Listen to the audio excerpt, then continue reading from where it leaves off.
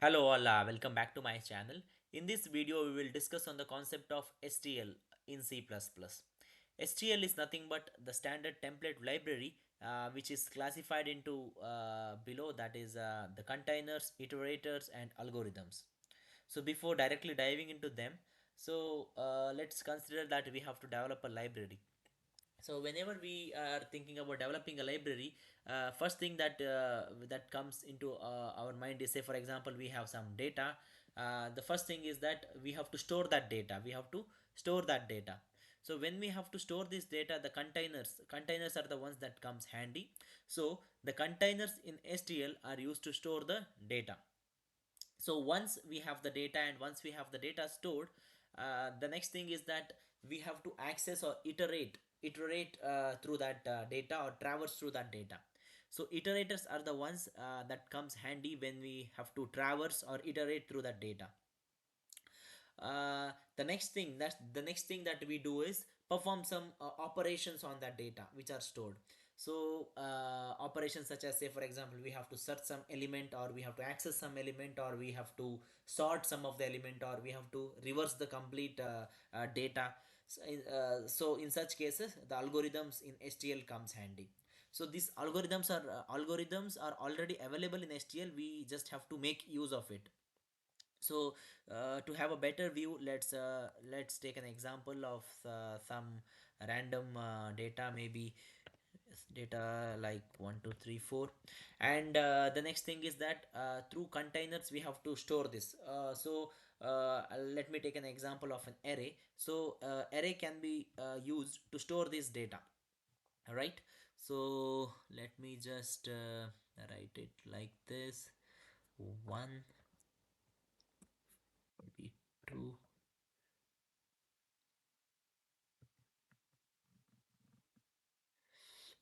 three. So this way, in the array the data will be stored. This is nothing but an array is also a container in STL.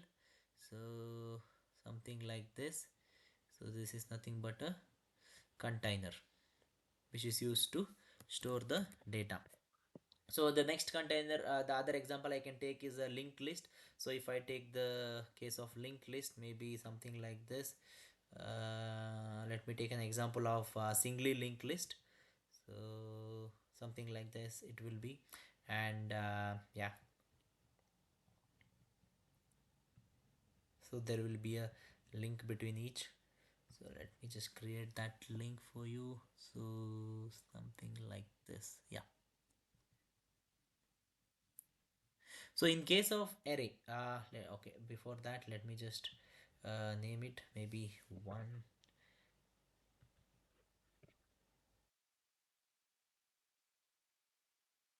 Yeah, singly linked list.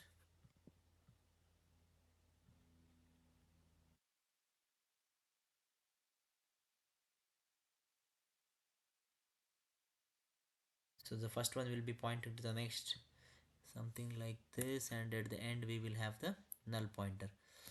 Null, okay. So this is also an example for container, maybe list I can name. So in case of array, we have the say for example, I want to access the element 1 2 or 3. I can directly access, maybe the array name is a. If I take it something like this, then I can access the 0th index or maybe first index, just giving the index. So we have a direct access here. Next, say for example, if I have to access in this list, I have to traverse one by one, something like this, from here to here, here to here, here to here, something like this I have to access, because this is a unidirectional, as it is a singly linked list. So these are nothing but the iterators which can be used to access the specific element, or traverse through the containers. The next thing is the as I mentioned, there are three things. One is the container, which we just gave the example, like array, list, or it can be vector. So these are nothing but the containers. So array, or the list, or vector, something like this. Then the next thing is the iterators. Next thing is the iterators. So for example, if I take the case of array, um, I have the um, I have the direct access. I can directly access the I can directly access the indexes, like say for example zeroth index or one index. I have a direct access in case of this. So this is a direct access iterator. In case of list, if I consider singly linked list, it is a unidirectional access. So from one to one, there is a link, and from that the iterators using this unidirectional iterators, this can be accessed. So these are the example for iterators. The next thing is the algorithms.